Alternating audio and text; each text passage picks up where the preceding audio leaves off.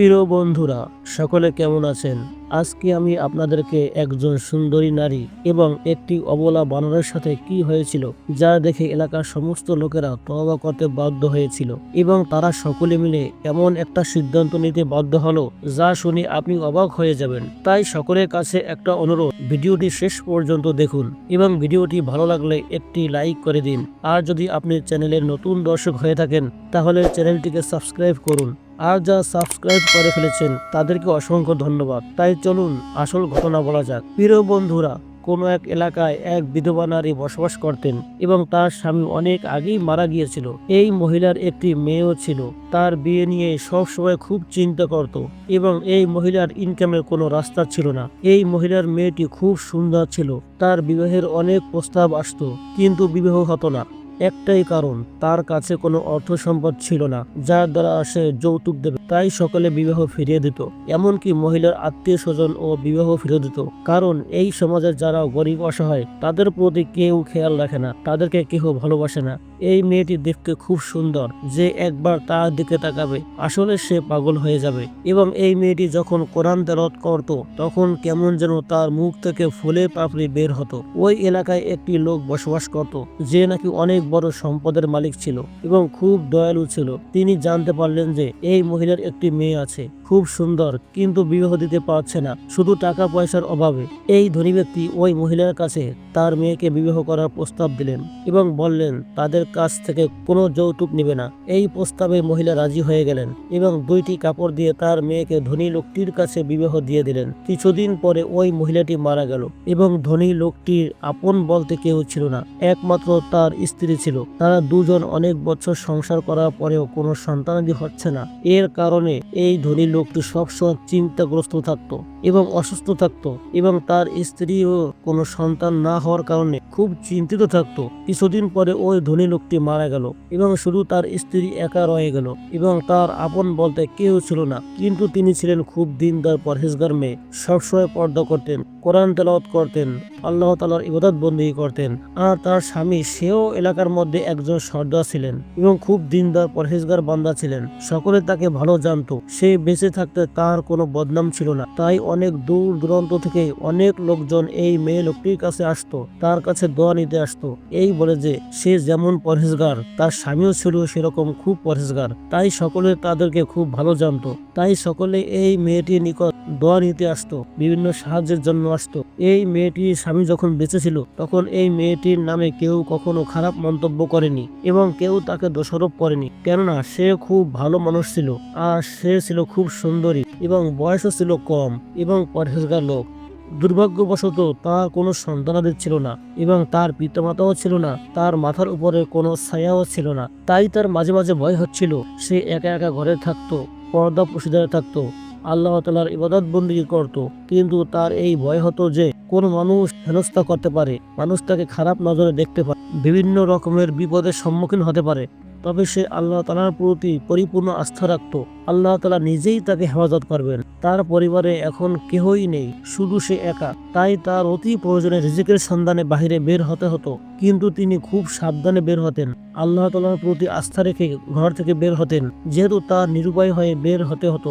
একদিন তিনি কোনো এক জরুরতে ঘর থেকে কোথাও যাচ্ছিলেন। যেতে যেতে কোনো শহরে ঢুকে পড়লেন। তখন শহরের মধ্যে খুব বৃষ্টি হতে লাগলো এবং শহরের ভিতরে রাস্তার পাশে আবর্জনার কারণে রাস্তার আশেপাশে কাদা কাদা হয়ে গিয়েছিল এবং সেখানে একটি বানরের বাচ্চা পড়ে থাকতে দেখে এবং খুব অসহায় মনে হলো বানরটিকে এবং খুব দুর্বল হয়ে গিয়েছিল। তাই এই মহিলাটি ওই বানরের বাচ্চার প্রতি মায়া হলো এবং ওখান থেকে বানরটিকে উঠিয়ে নিলেন এবং কাদা পানি পরিষ্কার করে কাপড় দিয়ে পেঁচিয়ে নিজের বাড়িতে নিয়ে আসলেন।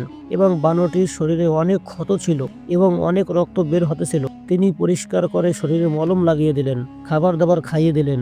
এই মহিলাটি এবং বানরের মধ্যে খুব ভালো সম্পর্ক গড়ে উঠেছিল। মহিলা যেখানে যেত সেখানে বানরটিও, মহিলা যখন নামাজ পড়তো তখন দূর থেকে বসে বসে বানরটি তার নামাজ পড়া দেখতো এবং যখন কোরআন তেলাওয়াত করতো তখন পাশে বসে শুনতো। এই মহিলাটির মুখে কখনো হাসি খুশি ছিল না, কারণ তার স্বামী নেই, ছেলে মেয়ে নেই, মা বাপ নেই। তাই সবসময় মুখ মলিন করে থাকতো। কিন্তু বানরটিকে বাড়িতে আনার পরে সবসময় হাসি খুশি থাকতো, কারণ বানরটিকে নিজের সন্তানের মতো মনে করত। মহিলাটি যখন কোনো কাজকর্ম করত তখন ওই বানরটি তার কাজে সাহায্য করত। কিন্তু বানরটি কখনো বাহিরে যেত না, সব সময় ঘরের ভিতরেই থাকতো। কিন্তু এলাকার কোনো মানুষ ওই বানরটিকে কখনো দেখেনি। বানরটি আস্তে আস্তে বড় হতে লাগলো এবং আস্তে আস্তে ওই মহিলার প্রতি মায়া মোহাব্বত বেড়েই চলল। এখন সব সময় মহিলার মনটি হাসি খুশি থাকে, কেননা মহিলাটির কোনো আত্মীয় স্বজন ছিল না। শুধুমাত্র বানরটিকে নিয়ে সব সময় খেলা করত, হাসি মস্করি করত। যখন মহিলাটি ঘুম পড়তো তখন বানরটি কখনো কখনো মাথায় হাত বুলিয়ে দিত, কখনো তার পাশে শুয়ে থাকতো, খুব আদর করত এবং তাদের মাঝে খুবই আনন্দ ফুর্তি ছিল। কিন্তু এখন এমন একটা ঘটনা ঘটে গেল যা দেখে সকলে বিস্মিত হয়ে গেল। এই মহিলার পিছনে এবার কিছু লোক পিছু নিল। এই মহিলাটি একবার কোনো প্রয়োজনে কোথাও যাচ্ছিলেন, তখন এক যুবক তাকে দেখে খুব আসক্ত হয়ে পড়ল এবং সে মনে মনে ভাবলো, এই মহিলাটিকে আমি চাই। এই যুবকটি অনেক ধনী ছিল, অনেক ধন সম্পদের মালিক ছিল। একদিন সে তার চাকরকে বলল, তুমি ওই মহিলার কাছে যাও এবং গিয়ে বলো আমার সাথে সেই যেন দেখা করে এবং আমার সাথে যেন কথা বলে। আমার ধন সম্পদের কোনো অভাব নেই, সে যা চায় তাই দেব। চাকরটি ওই মহিলার কাছে গেল এবং গিয়ে এই সমস্ত কথা বলল। কিন্তু মহিলাটি ছিল খুব পরহেজগার এবং খুব দিনদার, তাই তিনি সাফ জানিয়ে দিলেন, আমি গায়ের মাহারাম পুরুষের সাথে দেখা করতে পারবো না। চাকরটি সমস্ত কথা তার মালিকের কাছে খুলে বলল। এই যুবকটি এই কথা শুনে খুব রাগান্বিত হয়ে গেল এবং বলল, আমার এত ধন সম্পদ আছে, তা দেখে সে রাজি হলো না, অথচ আমার অফার এই পর্যন্ত কোনো মেয়ে ফিরিয়ে দেয়নি এবং আমার এই ধন সম্পদ দেখে অনেক নারী আমাকে অফার দিয়েছে এবং আমার পিছিয়ে পিছিয়ে লেগে থাকতো আমার এই সম্পদের লোভে, অথচ এই মেয়েটা আমার অফারকে প্রত্যাখ্যান করেছে। আমি তাকে দেখে ছাড়বো, তাকে অবশ্যই আমার কবজার মধ্যে আনতেই হবে। তারপরে সেই ব্যক্তি নিজেই ওই মেয়ের কাছে চলে গেল এবং বলল, এই মেয়ে দাঁড়াও, আমার অফারকে তুমি কেন প্রত্যাখ্যান করেছো? আমার সব কিছুই আছে, টাকা পয়সা, ধন সম্পদ, সোনা গহনা, তোমার কি লাগবে সব কিছুই দেব। আর আমি যখন তোমাকে সর্বপ্রথম দেখেছি আমি তোমার প্রেমে পড়ে গেছি, অতএব তোমার যা কিছু দরকার সব কিছুই আমি দেব, তবে আমার সাথে তোমার একটি রাত কাটাতে হবে। এই কথা শুনে মেয়ে লোকটি বলল, আপনি কে? আপনাকে তো আমি চিনি না, আপনি কেন আমাকে আপনার সাথে রাত কাটাতে বলছেন এবং টাকা পয়সা সোনা গহনার লোভ দেখাচ্ছেন? আমি আপনার কথা রাখতে পারবো না। যদি আপনি আমাকে এতই পছন্দ করেন, এতই ভালোবাসেন এবং রাত কাটাতে চাচ্ছেন, তাহলে আমাকে বিবাহ করে হালাল করে নিন, তারপর যা ইচ্ছা তাই করুন। তখন এই যুবকটি বলল, আমার আগের থেকে 4 জন স্ত্রী আছে, এখন আমি তাদের অনুমতি ছাড়া তোমাকে বিয়ে করতে পারবো না। তবে হ্যাঁ, এটা আমি পারবো, তোমার যা কিছু প্রয়োজন সব কিছুই আমি দিতে পারবো, শুধুমাত্র তোমাকে বিবাহ করতে পারবো না এবং স্ত্রী হিসেবে গ্রহণ করতে পারবো না। এখন তুমি ভেবে দেখো। এই কথা শুনে মেয়েটি বলল, আপনি এত খারাপ মানুষ কেন? আপনি আমাকে বিবাহ করা ব্যতীত কেন আমার সাথে সময় কাটাতে চাচ্ছেন? আপনার লজ্জা করে না? আপনার স্ত্রী আছে, তাদের সাথে সময় কাটান। আপনি এখান থেকে বেরিয়ে যান, আর কখনো এখানে আসবেন না। এই যুবকটি আসলে খুব অসৎ ছিল, খারাপ মানুষ ছিল। সে শুধুমাত্র টাকা পয়সা দিয়ে এই মেয়েটাকে এক রাতের জন্য ভোগ করতে চেয়েছিল। সে যখন তার থেকে ব্যর্থ হলো, তখন সে চাইল তার লোকজন দিয়ে ওই মেয়েটাকে উঠিয়ে নিয়ে আসবে। এরপরে এই ধনী যুবকটি তার কিছু লোককে ওই মেয়েটার বাড়িতে পাঠালো। তারা সেই বাড়িতে গিয়ে প্রথমে তাকে দরজা খুলতে বলল, কিন্তু মেয়েটি দরজা খুলতে অস্বীকৃতি জানালো। কিন্তু ওই লোকগুলি দরজা ভেঙে ভিতরে প্রবেশ করলো এবং হঠাৎ অদৃশ্যভাবে কোনো এক ব্যক্তি তাদেরকে ধাক্কা মেরে ঘর থেকে বের করে দিল। তারপরে তারা ওই বানরটির প্রতি দৃষ্টি করলো, দেখলো সে বানরটি কান্নাকাটি করছে, চোখ থেকে পানি ঝরছে। এরপরে লোকগুলি সেই যুবকটির কাছে চলে গেল এবং তার কাছে গিয়ে বলল, আমরা ওই মহিলাকে উঠিয়ে নিয়ে আসতে পারবো না, কেননা ওই মহিলার কাছে অদ্ভুত কোনো শক্তি রয়েছে, এমনকি তাকে আমরা স্পর্শ করতে পারিনি। যখন তার নিকট গেলাম তখন অদ্ভুত কোনো শক্তি আমাদেরকে ধাক্কা মেরে ফেলে দিয়েছে এবং তার কাছে একটি বানর রয়েছে, সেটাও তাকে খুব মহব্বত করে এবং বানরটিও খুব জাদুকরী। যখন তাকে আমরা ধরতে গেলাম, বানরটিও আমাদেরকে ধাক্কা মেরে ফেলে দিয়েছে। এ কথা শুনে ওই ধনী যুবকটি বলল, আমি তো কোনোভাবে ওই মেয়ে লোকটিকে আয়ত্ত করতে পারছি না এবং আমার বাহিনীও এই দুর্বল মহিলাকে আমার কাছে নিয়ে আসতে পারলো না। না জানি তারা কোন অদ্ভুত শক্তির কথা বলছে। এরপরে ওই যুবকটি একটি ষড়যন্ত্র করলো এবং আরো 3 জন ধনী ব্যক্তিকে নিজের ষড়যন্ত্রের মধ্যে লিপ্ত করলো এবং এই যুবকটি এই 3 ধনী ব্যক্তিদেরকে বলল, অমুক বাড়িতে একটি সুন্দরী মেয়ে রয়েছে, তার স্বামী মারা গেছে, কিন্তু আমি তাকে নিজের মতো করে পেতে চেয়েছিলাম, কিন্তু সে আমার কথায় কোনোভাবেই রাজি হচ্ছে না। এখন যে করে হোক তাকে নিজে আয়ত্ত করতেই হবে। তাই আমরা 4 জন মিলে তাকে একটা অপবাদ দেই, যেহেতু সে আমাকে ফিরিয়ে দিয়ে অপমান করেছে, অথচ এই পর্যন্ত কোনো মেয়ে আমার প্রস্তাবকে ফিরিয়ে দেয়নি। এখন যদি তোমাদের মধ্যে কোনো ব্যক্তি তাকে আয়ত্ত করতে পারে, তাহলে আমরা সবাই ভাগাভাগি করে তাকে ব্যবহার করব। এবং এই 3টি লোক ওই যুবক লোকটির কাছে গেল এবং গিয়ে তাকে ফাঁসানোর চেষ্টা করলো, কিন্তু ফাঁসাতে পারলো না, কেননা ওই মেয়ে লোকটি খুব দিনদার পরহেজগার ছিল। তাই তাদেরকেও ফিরিয়ে দিল। তখন এই 3টি লোক ওই যুবকের কাছে গেল এবং গিয়ে বলল, আপনি তো ঠিকই বলেছেন, আমরাও তাকে আয়ত্ত করতে পারলাম না। তখন এই লোকগুলো চিন্তা করলো, যে কোনোভাবেই হোক এই মেয়ে লোকটিকে একটা অপবাদ দিতে হবে এবং এর প্রতিশোধ আমরা অবশ্যই নেব, যেহেতু কোনোদিন কোনো মেয়ে আমাকে অপমান করে নাই, আর এই মেয়ে যখন আমাকে অপমান করলো অবশ্যই আমি এর প্রতিশোধ নিব। কিন্তু এই মহিলা তাদের এই চক্রান্ত সব ধরে ফেললো এবং খুব সাবধানে চলাফেরা করতে লাগলো। আর এই যুবকটি এলাকার সমস্ত লোকদের কাছে ওই মেয়ে লোকটির নামে একটা অপবাদ দিল যে এই মেয়ে লোকটি তার স্বামী মারা যাওয়ার পরে সে পতিতাগিরি করে, সে একজন পতিতা। কিন্তু এলাকার সমস্ত লোকেরা এই 4 জন লোকের কথা বিনা দ্বিধায় বিশ্বাস করে নিল। কিভাবে সমস্ত লোকেরা ওই মেয়েটিকে খারাপ বলা শুরু করলো এবং তাকে অনেক কটূক্তি করা শুরু করলো। মাঝে মাঝে এলাকার লোকেরা ওই মেয়ে লোকটির বাড়ির কাছে যেত এবং গিয়ে তাকে আবোল তাবোল বলতো, তাকে নিয়ে কটূক্তি করত, হাসাহাসি করত। আর এই 4টি লোক সব সময় একসাথে হাঁটাহাঁটি করত এবং তারা যেই অপবাদ দিয়েছে সেটা হলো ওই মেয়ে লোকটি যে বানরটি লালন পালন করত সে নাকি ওই বানরের সাথে জেনা করত।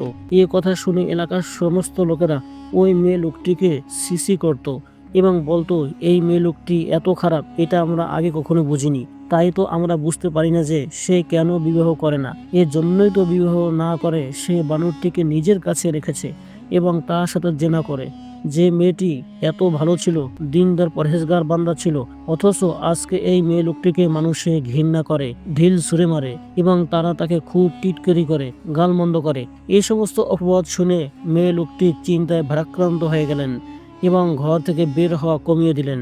একজন নিষ্পাপ মেয়ে লোকের এই অবস্থা দেখে সকলে আশ্চর্যান্বিত হয়ে গেল, আকাশ বাতাস ভারী হয়ে গেল এবং মেয়ে লোকটি এই সব কিছুই সহ্য করে গেল এবং নিশ্চুপ হয়ে গেল এবং এই অপবাদকে আল্লাহ তাআলার উপর সুপর্দ করে দিলেন।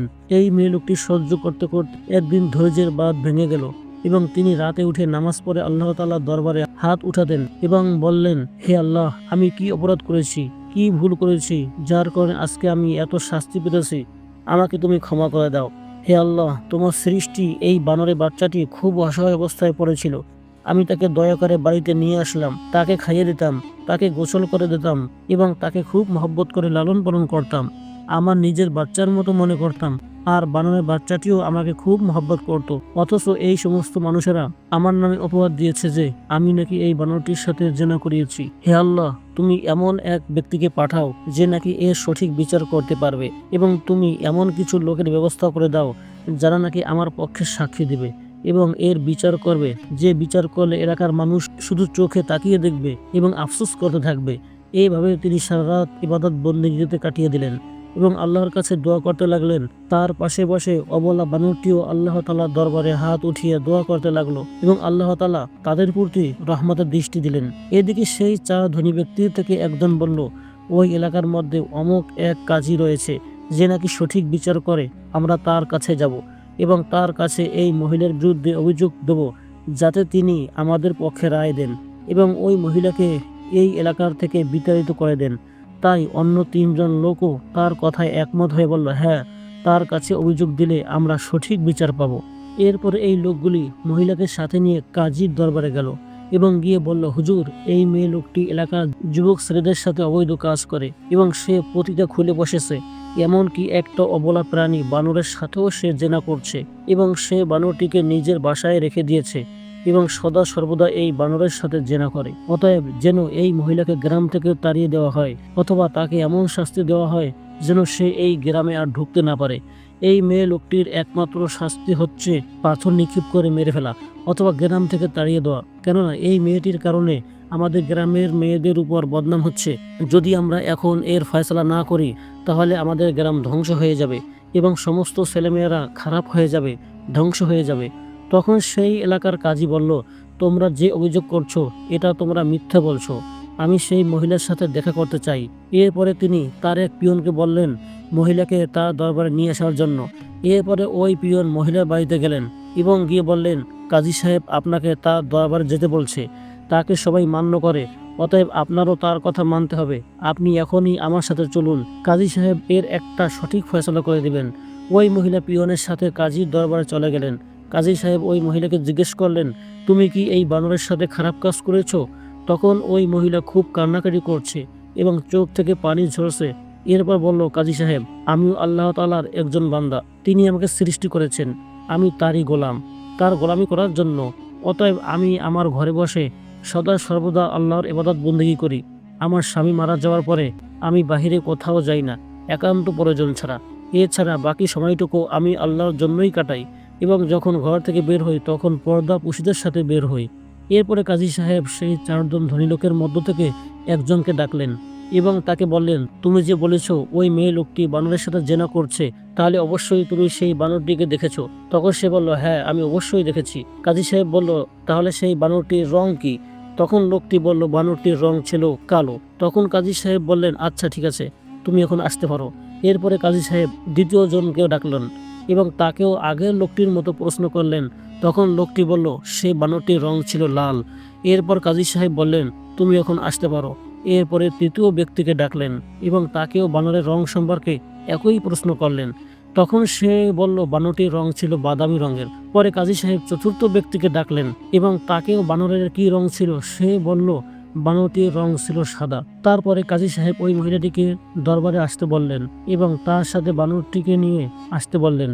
এরপরে কাজী সাহেব বানরটি দেখলেন এবং বানরটি যে রং ছিল তাই চারজন লোকের কথার সাথে কোনো মিল ছিল না, কারণ বানরটির রং ছিল বিভিন্ন রঙের, যা চার ব্যক্তির কথার সাথে মিল ছিল না। এরপরে কাজী সাহেব খুব রাগান্বিত হলেন এবং এই চারটি লোককে বললেন তোমরা যদি মিথ্যে কথা না বলতে এবং এই মহিলাটাকে অপবাদ না দিতে তাহলে আজকে তোমাদের বিচারের সম্মুখীন হতে হতো না। তখন এই লোকগুলি বলল কাজী সাহেব আমরা সত্য বলছি, আমরা মিথ্যে কথা বলতেছি না, কেননা আমাদের কথা এলাকার সমস্ত মানুষ বিশ্বাস করেছে। এই মেয়ে লোকটি যা করেছে, আপনারও ঘরে মেয়ে আছে, যদি আপনার মেয়ে এরকম থাকতো তাহলে আপনার কেমন লাগতো? অতএব আপনি আমাদের কথা বিশ্বাস করুন এবং সঠিক একটা বিচার করুন এবং এই মহিলাটিকে সকলের সামনে উপস্থিত করে কঠিন একটা বিচার করা হোক। তখন কাজী সাহেব বলেন সব কিছু তো আল্লাহ তাআলা ভালো জানেন, তিনিই তো বড় সাক্ষী। তোমরা তো সাক্ষী দিলে এই মহিলার বিরুদ্ধে, আরও একজন সাক্ষী বাকি আছে। তখন ওই চারজন লোক বলল আবার এখনো সাক্ষী দিতে কে বাকি আছে? আমরা যা বলেছি এটাই তো সত্য, অন্য কারো সাক্ষী দেওয়ার প্রয়োজন নেই। তখন কাজী বলল সে কোনো মানুষ নয়, সে হচ্ছে একটি জানোয়ার, অর্থাৎ সেই বানরটি। তখন ওই লোকেরা বলল এটা আবার কেমন কথা, জানোয়ারে কেমন করে কথা বলবে? নাকি এখানে অন্য কোনো নাটক সাজানো হয়েছে ওই মহিলার পক্ষে? নাকি ওই মহিলা আপনাকে বশ করে ফেলেছে? কেমন করে বানরে কথা বলবে এবং কেমন করে বানরে সাক্ষী দেবে? এটা তো কখনো সম্ভব নয়। তখন কাজী সাহেব দৃঢ় কণ্ঠে বললেন যে আল্লাহ তাআলা চাইলে সব কিছুই সম্ভব। তখন কাজী সাহেব বানরটিকে সামনে এনে বললেন হে বানর, তুমি তো একটা পশু, তোমার এবং তোমার মালিকের মধ্যে অনেক সম্পর্ক হয়েছিল, সে তোমাকে অনেক মহব্বত করত। তুমি কাদা পানির মধ্যে ছিলে, তুমি পানির মধ্যে ছিলে, তোমার মালিক তোমাকে সেখান থেকে উঠিয়ে এনে পরিষ্কার পরিচ্ছন্ন করে কাপড়ে পেঁচিয়ে বাসায় নিয়ে এসেছিল, তোমাকে খাবার খাইয়ে দিত, তোমাকে অনেক আদর যত্ন করত। আর তুমি তো পশু এবং তোমরা তো তোমাদের মালিকের অনুগত এবং তাদের বাধ্যগত থাকো। মানুষ তো অবিশ্বাসী এবং অকৃতজ্ঞ, আর তোমরা পশু তো কৃতজ্ঞ। তুমি এখন বলে দাও তোমার মালিক আসলে কি তোমার সাথে অবৈধ কাজ করেছে? তখন এলাকার সমস্ত মানুষ চতুর্পাশে দাঁড়িয়ে অপেক্ষা করছে যে কাজীর কাছ থেকে কি ফয়সালা আসে এবং কি বিচার হয়। তখন বানরটি স্পষ্টভাবে বলে দিল যে আমার মালিক একজন দিনদার এবং পরহেজগার, সে আমার সাথে কখনো অবৈধ কাজ করে নাই, সে নিরপরাধ। আমার মালিক আমাকে যে উপকার করেছে, আমাকে যে বিপদ থেকে উদ্ধার করেছে, আমি এটা কখনো ভুলতে পারবো না। আমার মালিক আসলে পরহেজগার। কিন্তু এই লোকগুলি যখন তাকে অপবাদ দিল তখন আমি হাত উঠিয়ে আল্লাহর দরবারে নালিশ জানাইতাম। আমার মালিক যখন নামাজ পড়তো, কোরআন তেলাওয়াত করতো, তখন আমি পাশে বসে দেখতাম এবং আমি এগুলো শিখে গেছি। তখন কাজী সাহেব দৃঢ় কণ্ঠে বললেন এই চারটি লোককে তোমরা অপরাধ করে তখন কাজী সাহেব দৃঢ় কণ্ঠে বললেন ওই চারটি লোককে তোমরা অপরাধ করেছো, তোমাদের অনেক বড় শাস্তি হবে, যেহেতু তোমরা একজন নিরপরাধ মেয়েকে মিথ্যা অপবাদ দিয়েছো। তখনও মহিলাটি খুব কান্নাকাটি করছে। সেই মুহূর্তে ওই 4 জন ব্যক্তি থেকে এক ব্যক্তি কেঁদে কেঁদে বলতেছে, হে কাজী সাহেব, আমাদেরকে ক্ষমা করে দিন। আমরা আমাদের নিজেদের অসৎ উদ্দেশ্য হাসিল করতে না পেরে আমরা তার নামে মিথ্যা অপবাদ দিয়েছি। আসলে সে ভালো মানুষ, সে নেককার মানুষ, আমাদেরকে ক্ষমা করে দিন। বাদশাহ বলল, এই দরবারের যে বিচার হয়েছে সেটা তোমাদের মেনে নিতেই হবে, তোমাদের কোনো ক্ষমা নেই। তখন বাদশাহ তাদেরকে মুখে চুলকানি মেখে সমস্ত এলাকায় ঘোরানোর আদেশ দিলেন এবং এই এলাকার থেকে তাদেরকে তাড়িয়ে দেওয়ার আদেশ দিলেন। প্রিয় বন্ধুরা, একজন নেককার পরহেজগার মেয়ে লোককে অপবাদ দেওয়ার কারণে এরকম শাস্তি হতে পারে। তাই আমাদের এই ঘটনা থেকে শিক্ষা নেওয়া উচিত, আমরা যেন কাউকে মিথ্যা অপবাদ না দেই। আল্লাহ তাআলা আমাদেরকে আমল করার তৌফিক দান করুন। সুপ্রিয় দর্শকবৃন্দ, আমাদের এই ঘটনাটি কেমন লাগলো কমেন্টে জানিয়ে দিন এবং একটি লাইক দিয়ে দিন। আল্লাহ হাফেজ।